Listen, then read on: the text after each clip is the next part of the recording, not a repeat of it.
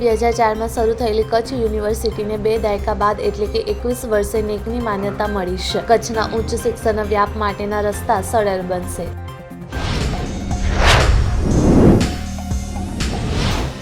Plane દુર્ઘટના બાદ 70 તોલા સોનાના દાગીના અને 80,000 રૂપિયા રોકડા, પાસપોર્ટ અને ભગવદ્ ગીતા મળી આવી છે। તેમણે આ બધી વસ્તુઓ પોલીસને સોંપી દીધી છે।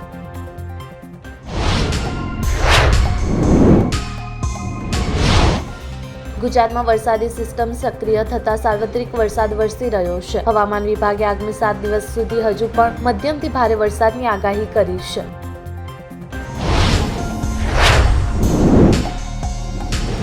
ભારતીય રેલવે તેના મુસાફરો માટે સુવિધાઓનો સતત વિસ્તાર કરી રહી છે અને હવે રેલવે મંત્રી અશ્વિની વૈષ્ણવે એક મોટી જાહેરાત કરી છે। ટૂંક સમયમાં 150 નવી પેસેન્જર ટ્રેનો દોડાવવામાં આવશે।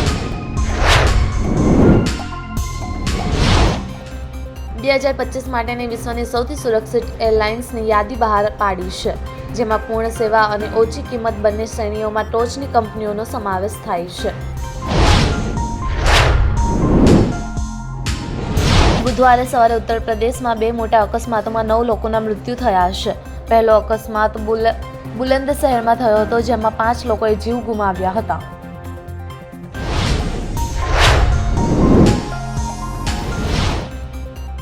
જમ્મુ કાશ્મીરના મુખ્યમંત્રી ઉમર અબ્દુલ્લાએ ચિંતા વ્યક્ત કરી છે અને કહ્યું છે કે આનાથી દેશના અન્ય ભાગોમાં ખોટો સંદેશ જઈ શકે છે।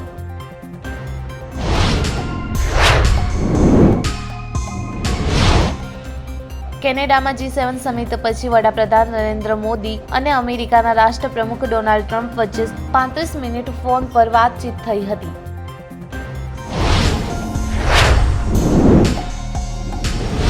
ડોક્ટરોએ સૂઝબૂઝથી 30 વર્ષના યુવકના આંતરડામાં ફસાયેલી 8 સેન્ટીમીટરની ધાતુની ચમચી ફક્ત 30 મિનિટથી એન્ડોસ્કોપીની પ્રોસેસથી કાઢીને જીવ બચાવ્યો છે। કેનેડામાં G7 સમિટ દરમિયાન ઇટાલીના PM જોર્જિયા મેલોનીને મળવા પર PM નરેન્દ્ર મોદીએ ખુશી વ્યક્ત કરી છે। કહ્યું છે કે ભારત અને ઇટાલી વચ્ચે વધતી મિત્રતા બંને દેશો માટે ફાયદાકારક સાબિત થશે।